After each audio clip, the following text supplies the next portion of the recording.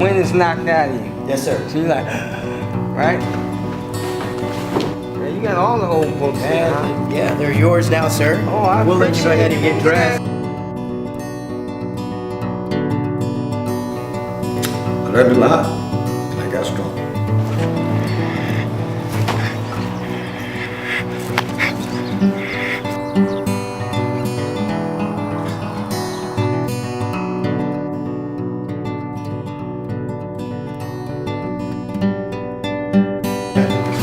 Got great control, and I can feel the hair rushing by my face.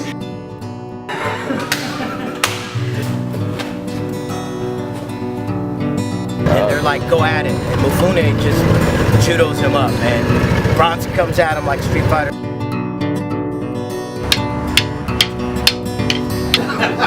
So that's someone I want. All right. I'm just saying.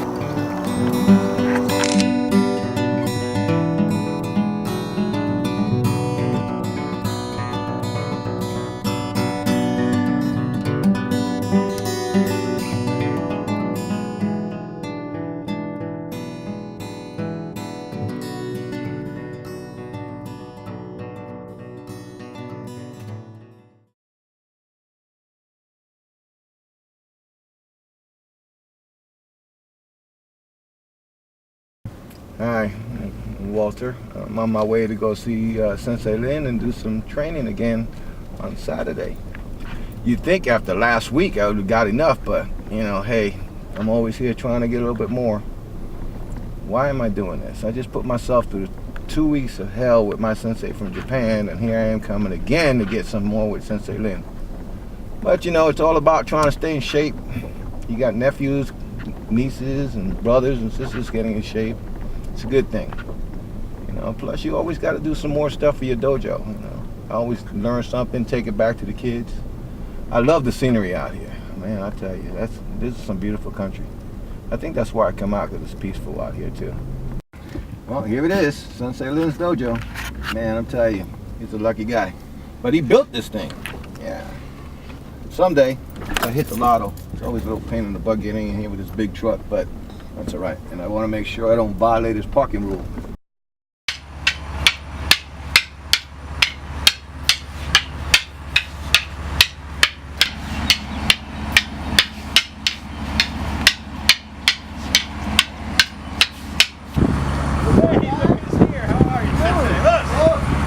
Hey, Sensei Alvarado. Welcome. Nice to see you. You remember Dave Henderson? Of course. Sensei, how you doing?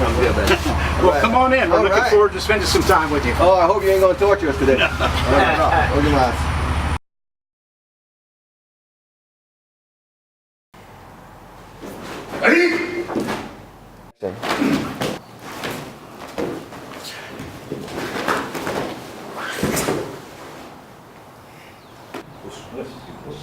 Very good.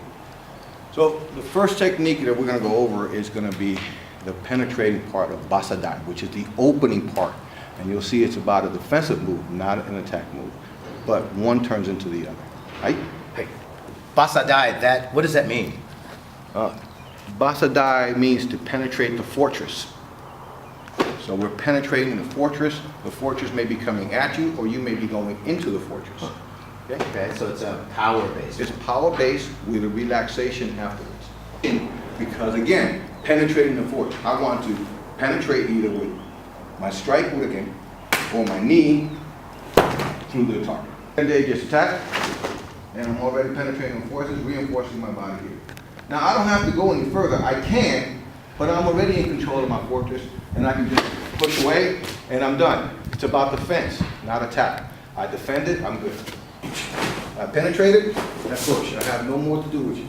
And what I was thinking too, if there were another opponent here and I came in, he can move me into that. That takes away that avenue. Right. And then he has an avenue of escape. Or if they're over here, I push this person away to deal with this person over here.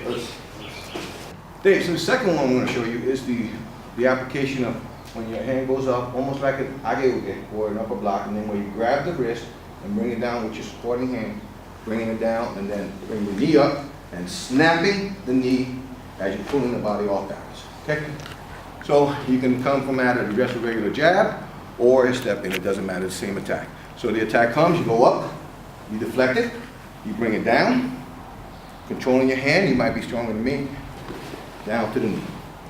And as I pull here, I push and pull here. Counter rotation, Yep. yes. Okay? So what is the application for this big movement here? When you see them doing that, what is that all about? And that move is everywhere in that Basta. It's scooping it from a kick, scooping it from a kick, scooping it from a block. Okay? So a kick, from a Maigeri? kick, Maigeri, front kick, that's fine. Scooping. Got it sweep. Yep. And you control the leg the whole time. You can get in here. So you got a little Lock, jiu-jitsu, a little you know. grappling. Yeah, you're going to do grappling. If the person's bad, you just put the pressure on the groin. You say, look, peace, right? Peace.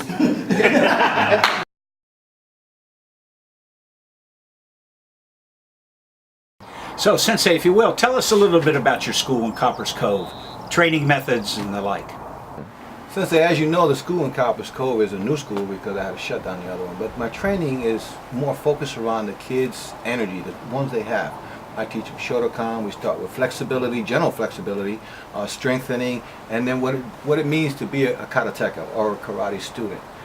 You'll see that a lot of kids nowadays don't even exercise. The schools themselves have gone away from doing gym as a part of curriculum. If they do, they get hurt or they don't practice or nobody watches them. So in my school, I focus on not just karate, but the importance of flexibility, the importance of strength muscling, the importance basically just giving them a whole circle, not just the A's of one particular thing. Like I tell in my dojo all the time, we start at A and we may never get to Z, but we'll get there. So they're well-rounded. Well-rounded. Yeah. Good. So I understand that you do a lot of pro bono work? Yes, Dave, I do pro bono for one reason only. Not everyone can afford martial arts. It's very expensive. And in the area of the community I live in, you know, the families they have good jobs, but for me, karate is not about making money. It's about teaching the martial arts and the dignity and honor that comes with learning martial arts. So that's what I do. And then, you know, everything works out. In my life, God gives me what I need. So, hey, I'm just sharing what I got. So you mentioned off camera that you've trained in Japan, I think with Kohama Sensei and maybe others. I wondered if you would compare for us the training in Japan versus here. Without insulting American karate versus Japanese karate, the difference I find is we train sometimes for comfort, meaning air conditioning, heating in air, stuff like that. You train in Japan, you hope there's a window. And the training is non-stop. You don't take water breaks. You continue on. You train as you're going to fight.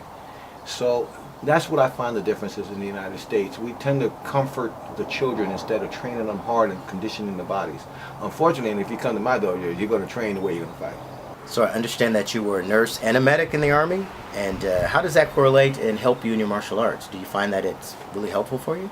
David, that's a fantastic question. You'd be surprised how many times I have to tell the parents, hey, what I did in the military so they understand that their kids are in good hands if they get hurt or something like that.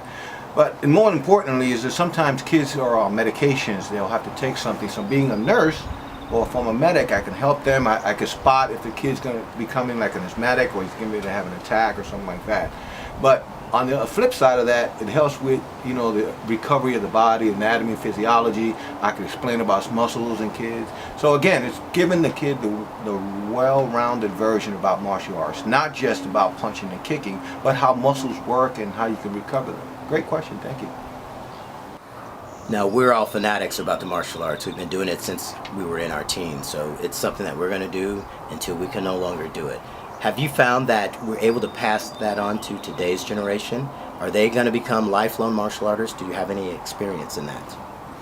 David, yet again another great question. Let me tell you, in my dojo, I have kids that from 3 years old. In fact, I had one that started when she was 3. But none of my kids do any other sport. They are so in love with karate, that's the only one they want to focus on. So I believe, and I truly want to believe, that we are passing on our martial arts through our kids who's coming out.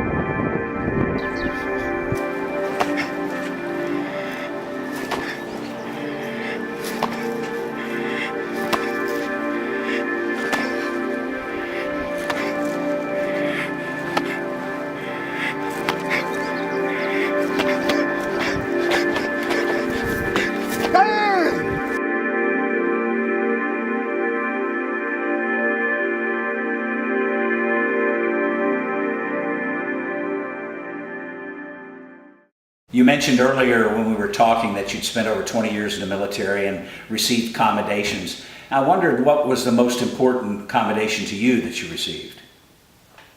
Yeah, Lynn, I received a lot of awards while in the military, but there's only one that really stands out, and that's because I helped somebody on the U-Bahn.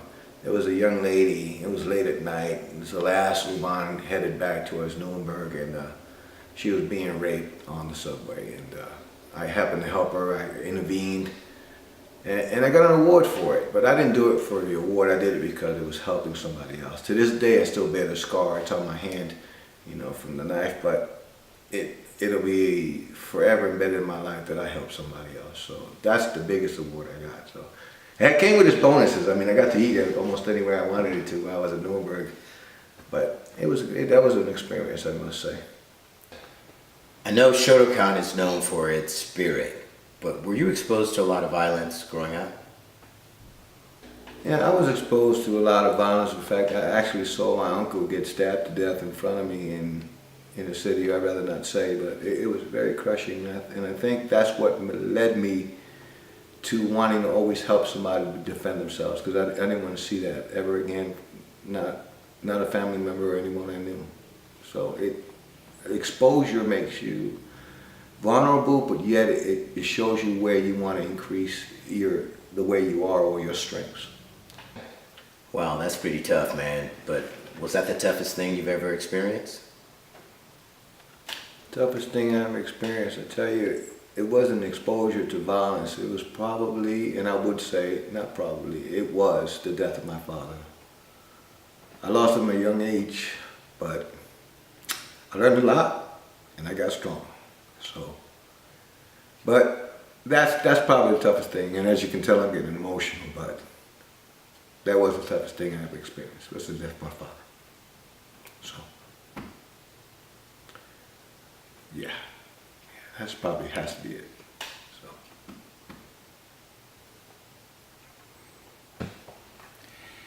Thanks for sharing that. We appreciate it. Finally, I guess we'll ask you, what do you want your legacy to be? Legacy, one word, impact.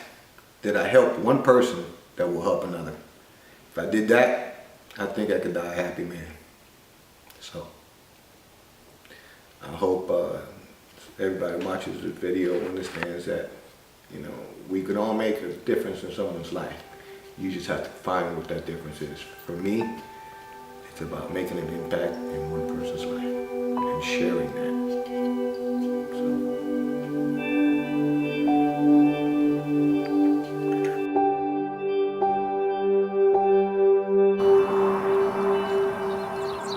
So.